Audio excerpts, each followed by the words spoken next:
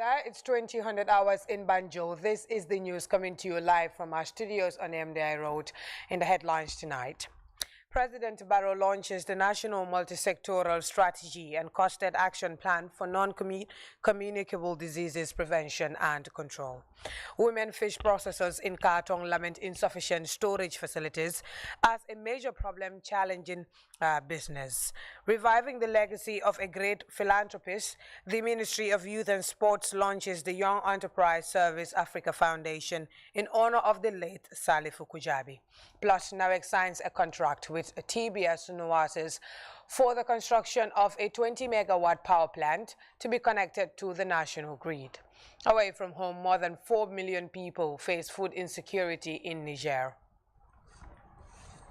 For details of these and other stories coming ahead in the news, with me, Fatu Elika Maloshi. Many thanks for joining us. Help transform.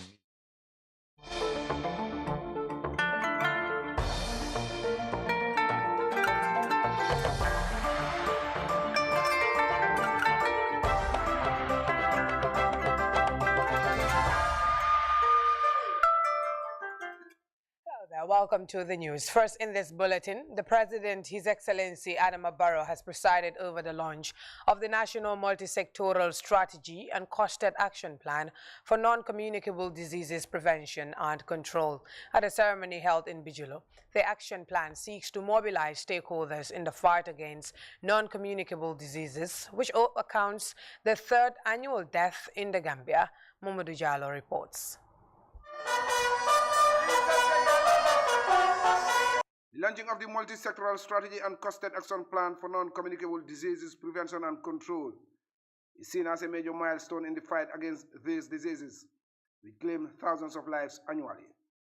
The action plan, formulated by the Ministry of Health and its partners, is geared towards putting the spotlight on NCDs and galvanize collective action in the fight against these diseases. The President, His Excellency Adama Barrow, described launching as extremely necessary, given the threat NCDs pose to the health and well-being of the people. In the Gambia, we are told that NCDs account for about 34% of all deaths registered in the country.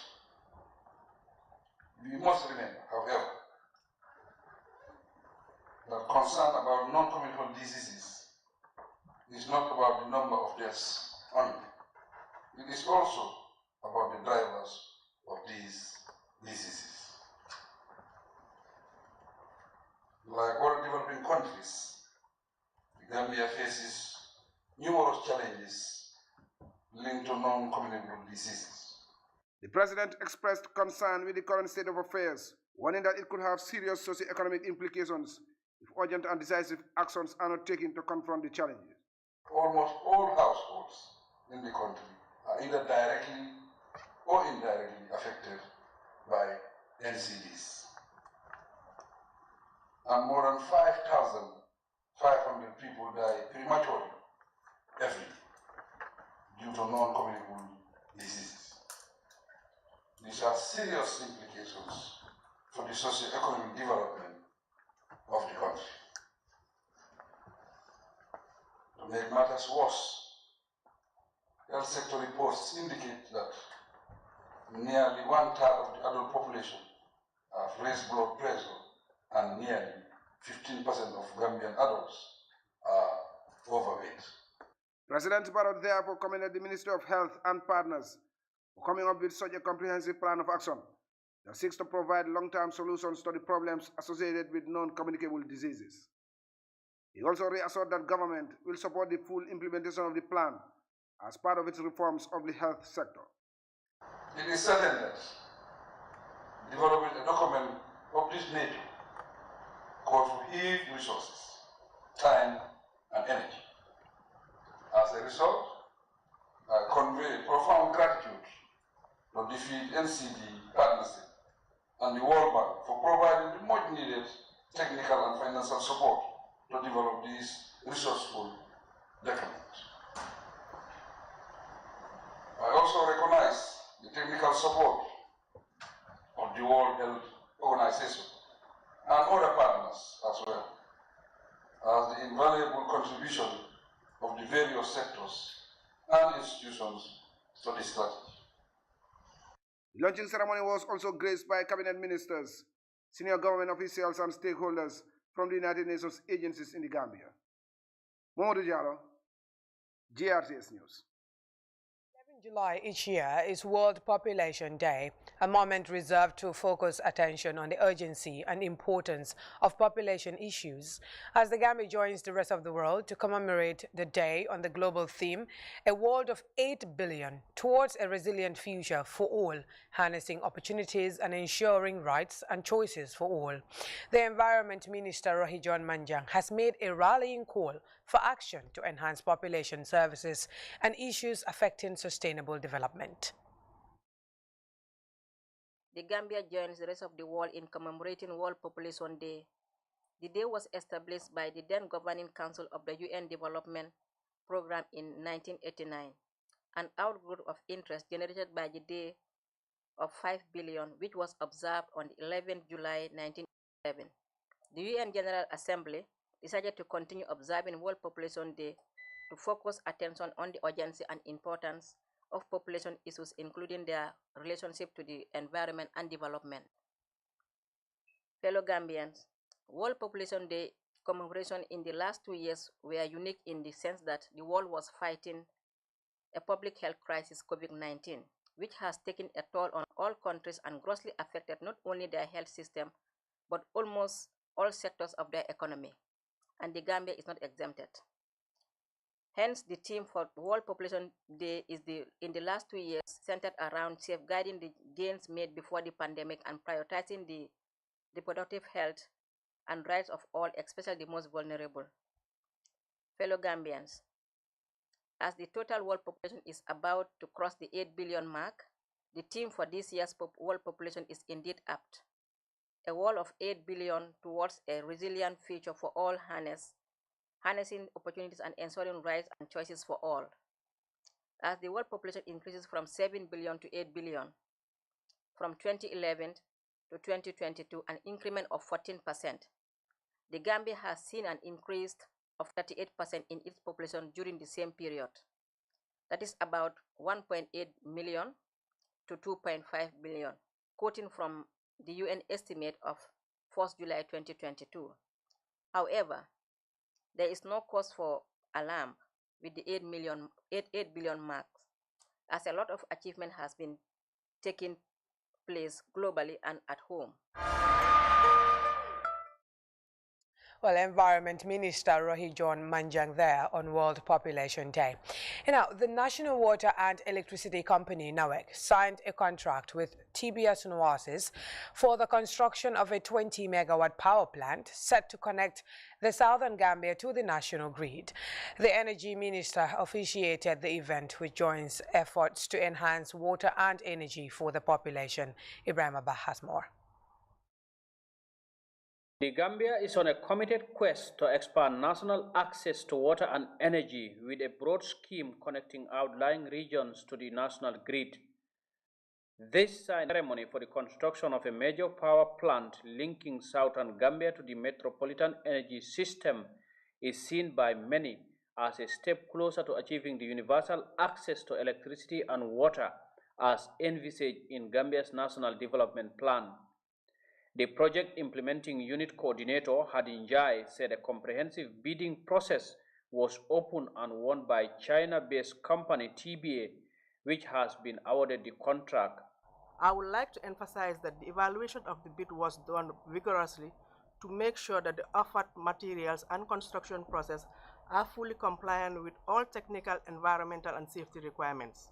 Following the bank's approval of the evaluation report, TBA of China was invited to contract negotiations, which were successfully completed, thus leading to the final stage of the procurement process, that is the contract signature we are witnessing today.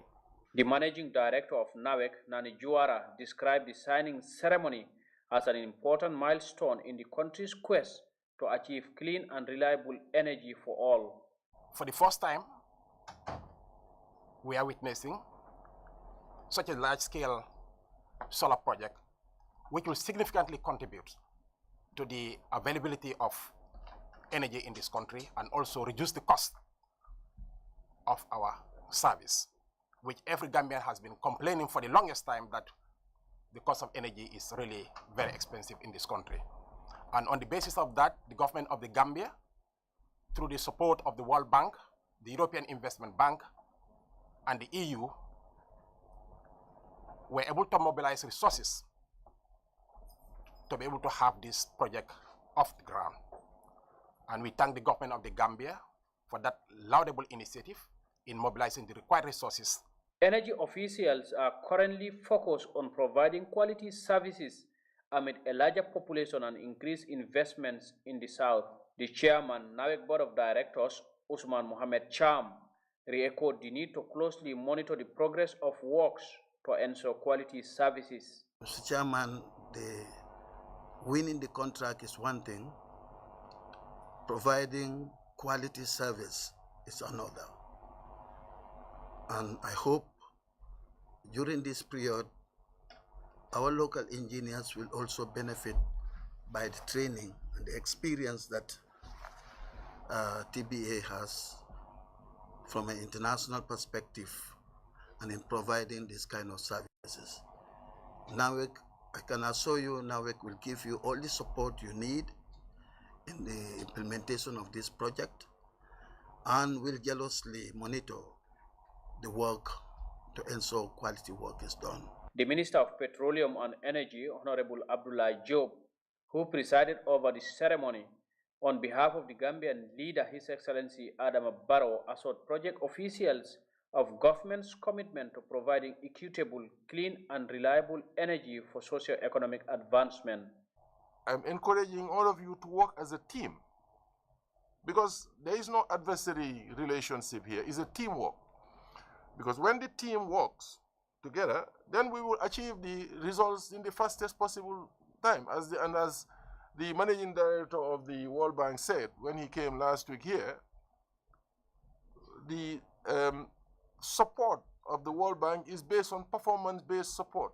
The managing director was very happy with what he has seen in the country in terms of the rate of implementation of the World Bank projects under NAWEC. The chairman of TBA company, who attended virtually, underscored his company's resolve to deliver according to internationally recognized standards that will improve the living standards of average Gambians. Ibrahim Abba, GRTS News. Now, former Nigerian President Goodluck Ebele Jonathan is in the country ahead of a two-day capacity building seminar for members of the National Assembly. The former Nigerian leader was received at the Banjul International Airport this evening by Sidinjai, the Deputy Speaker of the National Assembly, Deputy Nigerian High Commissioner to the Gambia and staff. The capacity building workshop aimed at strengthening democracy is sponsored by the Goodluck Jonathan Foundation and will kick off tomorrow, Thursday. Here's an excerpt.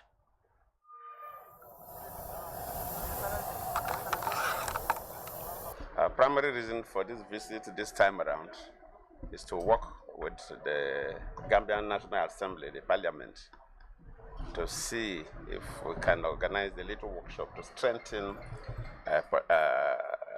participatory politics.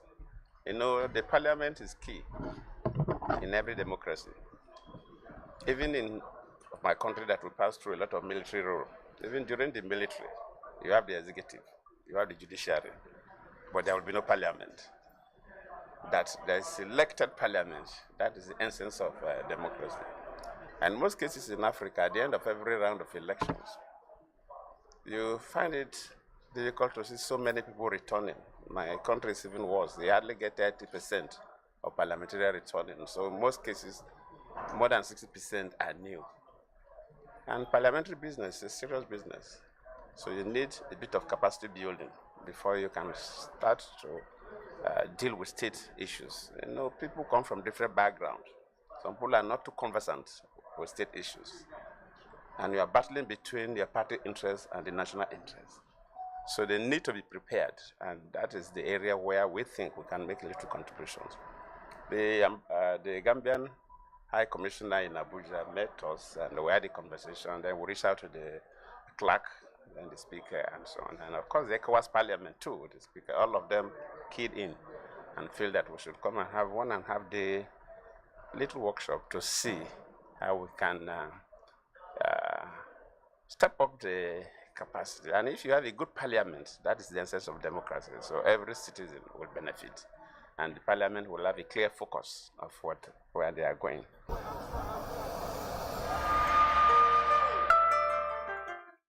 Well, moving on, women fish processors in Kartong are striving in difficult conditions to make ends meet as they lament insufficient storage facilities as the biggest problem challenge in business. Yusufa Bojang was talking to some of them and he prepared this report. The Kartong fish smoking facility is located at the border crossing point of the southern Senegal region of Casamance, though it plays a major role in the socio-economic development of the country, enhancing the livelihood of many.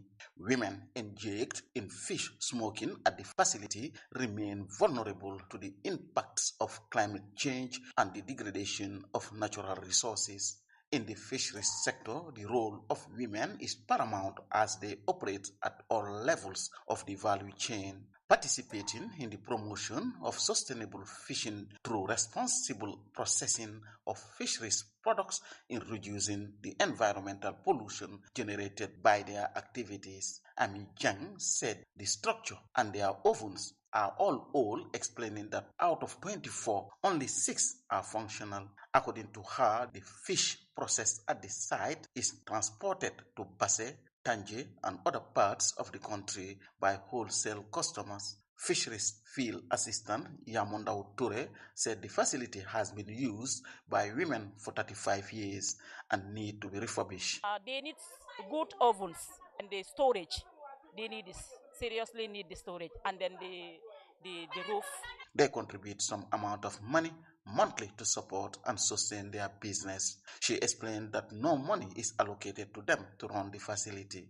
The principal fisheries assistant at the landing site, Aisatu Bajan Bojang, said the facility was erected by her department through the European Development Fund aimed at training women on fish smoking, among others. We advise them not to use this cutting they use and advise them not to use it so that they can use the fuel, the wood inside the bush, coconut cells.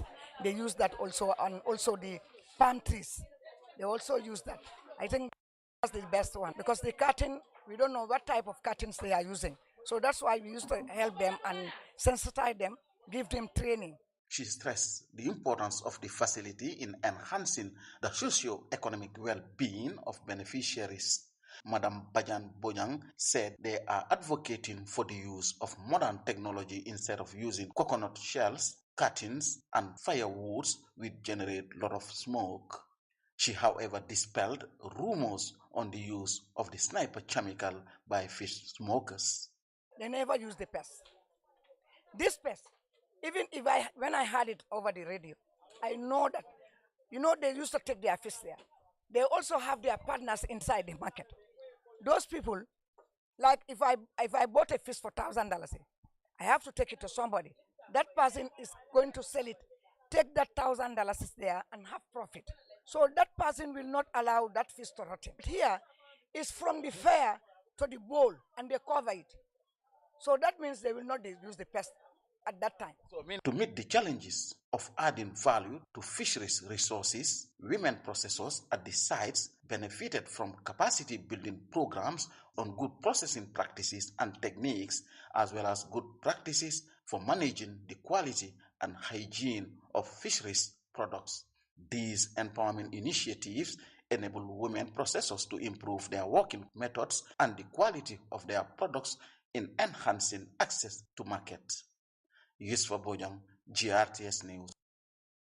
And now, the Secretary General of the National Farmers Platform said livestock provides significant contributions to agriculture value-added services. Lamin Esfadera was speaking during a visit by the Sustainable Land Management Committee members for West Coast Region. Yusufa Bojang again. Constitutes a very important component of the agricultural economy of developing countries, a contribution that goes beyond direct food production. The sector also makes an important contribution to environmental protection. It serves as an income-generating sector with a huge potential of creating jobs and providing food for livelihoods. The Secretary General National Farmers Platform, Lamin S. Fadera, described agriculture as the backbone of the economic system of a given country that provides employment opportunities to a greater percentage of the population. He said the country has committed young people engaged in livestock at Gunjur, Sambuya, and other parts of the country capable of supplying the country with enough livestock products. Farming in the Gambia cannot progress if young people are lagging behind.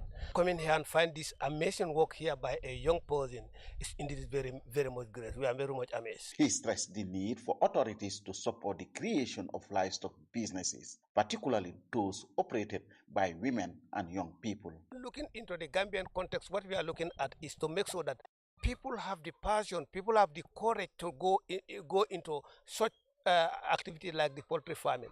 50,000 here is quite a number of birds. Within a short period, from 2003 to now, he was able to do 50,000 birds. That's quite amazing. All what we need is an absolute support to make sure that such kind of farms are created in the Gambia. He noted that poultry farming plays a major role in the life of most farmers, women, and young people, especially in the rural areas. The farm is employing 100 staffs here, both part-time and full-time staff, and most of these are young people. I think he's doing great work in terms of reducing unemployment rate. We need protection for our farmers. We need protection. Our farmers are not protected really, because what happened is this great job is done by this young man here. Somebody is doing the same great job somewhere else. They are all farmers. But if you look at the market situation of the Gambia, it's saddening. Gambia become a dumping place for poultry products. What we need is let government protect our farmers and their produce so that we can get access to the market. Mr. Fadera said major challenges such as inadequate finance, high cost of animal feeds, animal diseases, lack of infrastructure, lack of government incentives, transportation, and other factors are issues hindering livestock development in the country. The Gambia livestock sector contributes about 8.6% to the GDP and 29.6% to the overall agricultural GDP. The subsector is a major employer and contributor to food security and nutrition for many households, especially those in the rural areas. Yusfa Bojang, GRTS News. Livestock. Of a great philanthropist, the Minister of Youth and Sports recently launched the Young Enterprise Service Africa Foundation in honor of the late Salifu Kujabi. The foundation is initiated by a Gambian partnership with Digital Opportunity Trust, a UK-based foundation with the sole objective of empowering communities for self-reliance. Baba Sela was at the launching and he filed in this report. They say some people are more powerful in dead than alive, with their impact staying long after they are gone. The legacy of the late Salif Kujabi, who worked tirelessly and selflessly for the welfare of his people, fully speaks of this adage. A cross-section of the community, including young and old as well as family members, gathered on Tuesday for the historic launching of the foundation committed to reviving the humanitarian services of Mr. Kujabi, one of the pioneering founders of the President's International Award Scheme. Dr. Cherna Omar Bari, a board member of the foundation and a close associate of Mr. Kujabi, delivered a statement on behalf of the board challenging young people to make best use of the initiative. A great pride for me to be part of this foundation in which we remember Salifu. This foundation, as we all know, is going to empower the youth. It's going to empower the youth. It's going to create opportunities for them. But not only the youth, it's also going to empower women and many other people who are part of the foundation. The whole objective is to ensure that we build a community of self-reliant people. Committing itself to community empowerment and self-reliance, the foundation is set to roll out its first training program next week on satellite installation, batik and tie-dye, among other recreative ventures. Ali Unyasi, co-founder of the foundation and a native of Penjam village where the foundation was launched, gave a brief background of the organization. What can I do in this country that is going to make me become more self-reliant? Those are the few things that we have for you. We're also trying to build some social enterprises where young people would be able to work and be able to provide for their own families in their own communities. This is not only for Penyem, this is not only for Busura, Dasilame, Marakisa, Kiti, or any other village, but this is something that we are trying to decentralize in the whole country, just like Dr. Barry said. This is work that we have committed ourselves. We have partners both in the United States, in Canada, and the UK, who are very essentially interested in the youth of the Gambia, just like we have been able to do with the President's Award Scheme. The daughter of the late Salif Kujabi spoke on behalf of the family with a promise to fulfill the legacy of his late father. We have a belief in you that our dad used to have. So that same belief that we have in you, that's why we said we have to bring the foundation here to start with. So being it Penyem, being it Busura, being it Dimbaya, being it Marakisa, these are areas that are well known. We have people in there. I personally will visit most of the family members there. So your challenge to take this to the next level, being it the next generation unborn, that's what we're actually looking at. Because that's exactly what Dad taught us to do. Here we are trying to make sure that the legacy remains and continues. Youth and Sports Minister Bakari Baji officially launched the foundation and urged young people to embrace the initiative for a better future. Yes, Africa is here to ensure that we are empowered as individuals, but also that through us, our communities are also empowered. And that is doable if we are all committed to the ideals and continue to do what we believe in. And like I said, I know it's difficult, but I want to encourage those of you that believe in the idea that the beginning is going to be very challenging, but do not give up. Because if you give up, then you're failing the idea of Mr. Nyasi and also killing the legacy of Mr. Kujabi. Various community leaders, including the village Alikalo, spoke highly of the late Mr. Kujabi, hailing the establishment of the foundation as a significant step to revive and sustain his outstanding legacy. Bawa Sila, GRTS. And a flashback on Eid celebration. The Eid festival is beautifully observed in the Gambia amid a great sense of fashion. The day witnesses a rare display of African attire online by both men and women, accompanied with Eid wishes and prayers. Aminata Isanyang examines the level of Eid elegance showcased on the internet.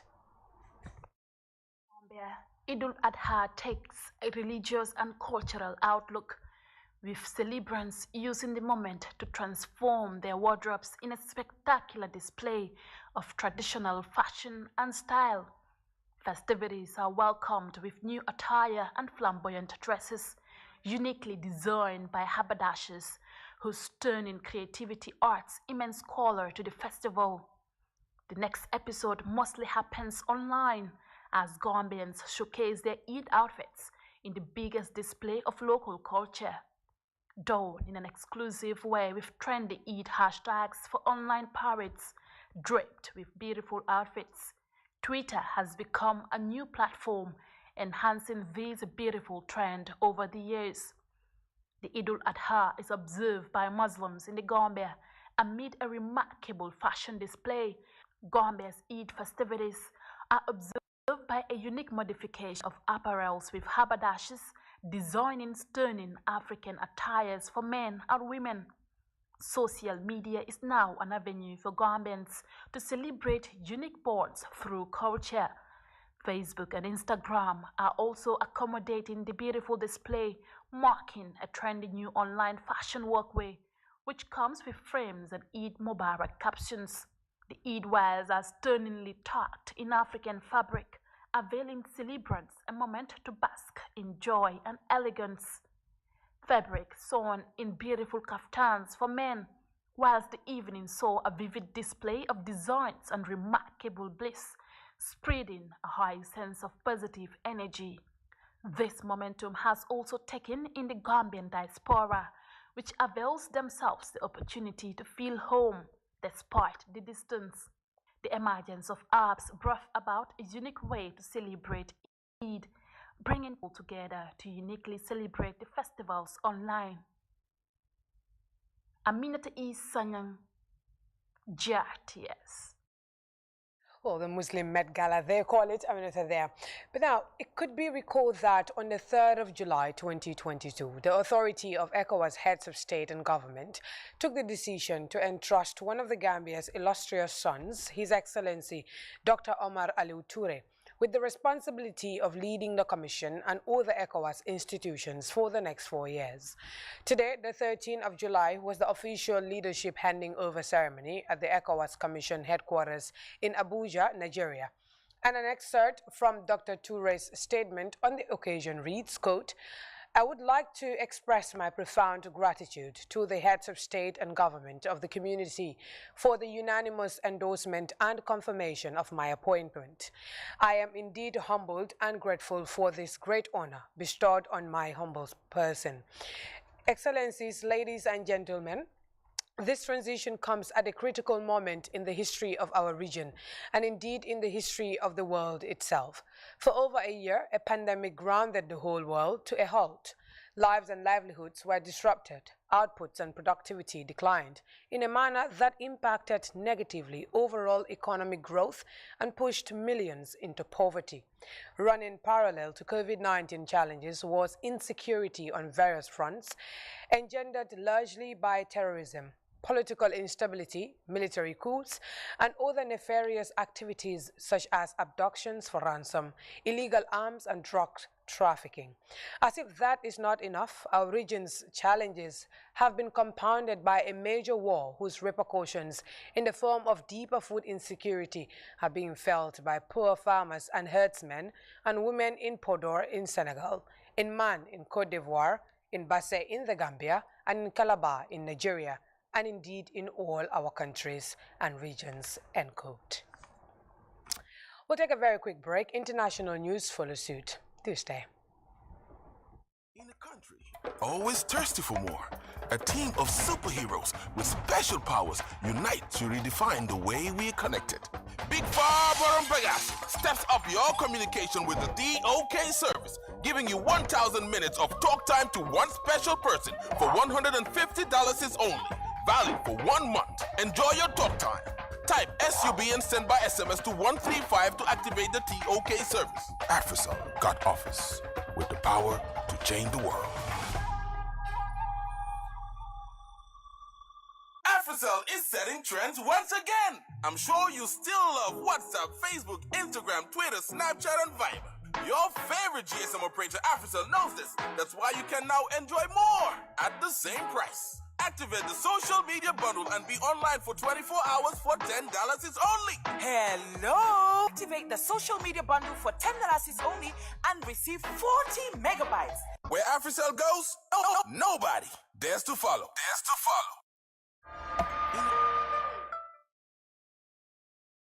Now, more than 4 million face food insecurity in Niger. Communities on the front line of the crisis are also learning new ways to process and grow crops. Details in this CGTN report. A factory and a few hands working in the face of a food crisis. In Tahua, these women help transform millet into fortified flour for infants. They are doing what they can to boost local children's food security. This flour has a lot of benefits, mainly for children because it provides a lot of vitamins. That's why we make it. And because it is made of local products, it is very nutritious. With support from the World Food Programme, the factory also doubles as a training center. The workers produce 2 tons of flour per week. Several WFP staff help oversee operations. Madenia Abarchi is in charge of the site and hopes that the women will soon be able to run the unit by themselves. If the women here improve their skills, if they are trained properly, I believe they can take over.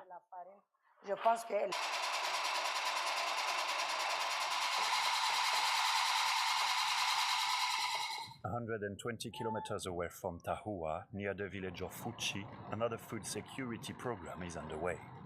Salifou Nassirou trains rural communities in off-season farming. Here, climate change is the biggest challenge. We had a lot of losses during the wet season due to the lack of rain. And because of insects and locust invasions, off-season farming relieves the farmers a bit, but the crops here are to be eaten and not sold. In June 2022, 4 million people were affected across Niger as food insecurity peaked. The World Food Programme lacks proper funding to cope and warns that it needs at least $46 million to bridge the hunger gap.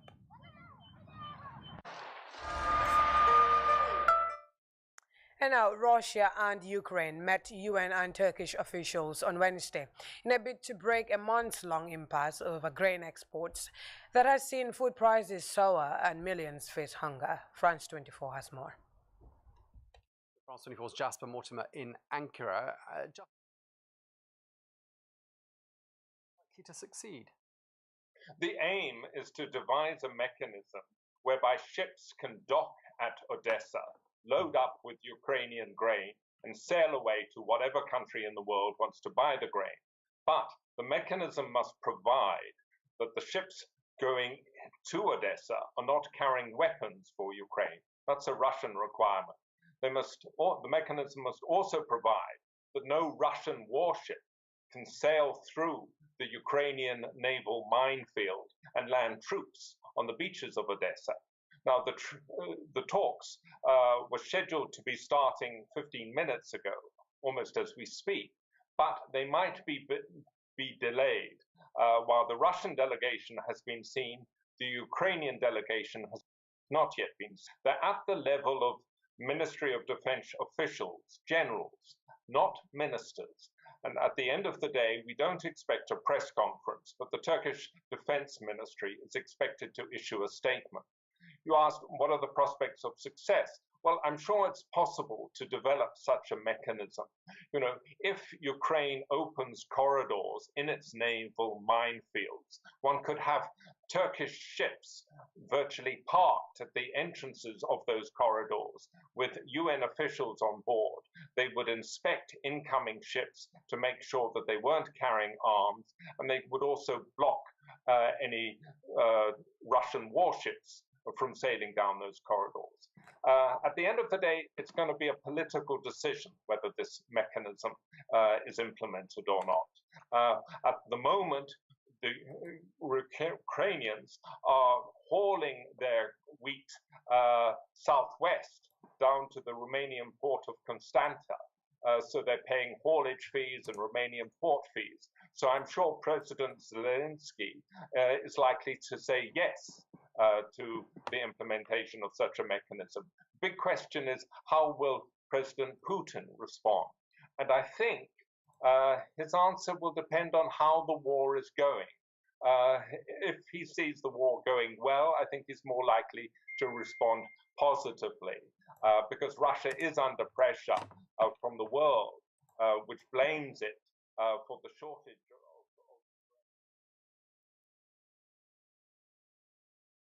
Well, viewers, that does it for the news. But before we take leave of you, a quick look at our top stories once again. President Barrow has launched the National Multi-Sectoral Strategy and Costed Action Plan for Non-Communicable Diseases Prevention and Control.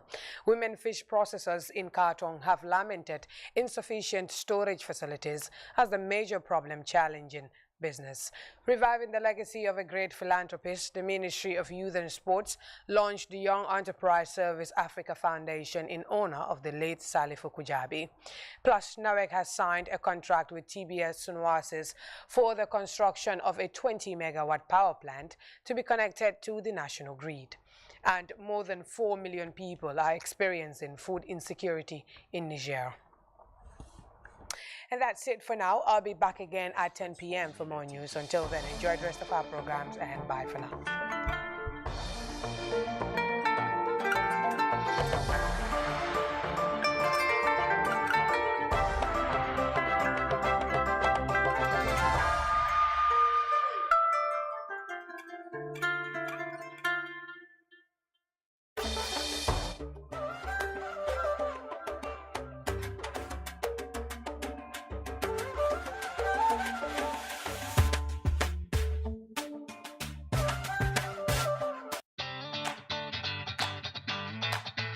Hello, Sister Nya here, and today we are doing the unboxing of the AfriCell 4G LTE CPE router.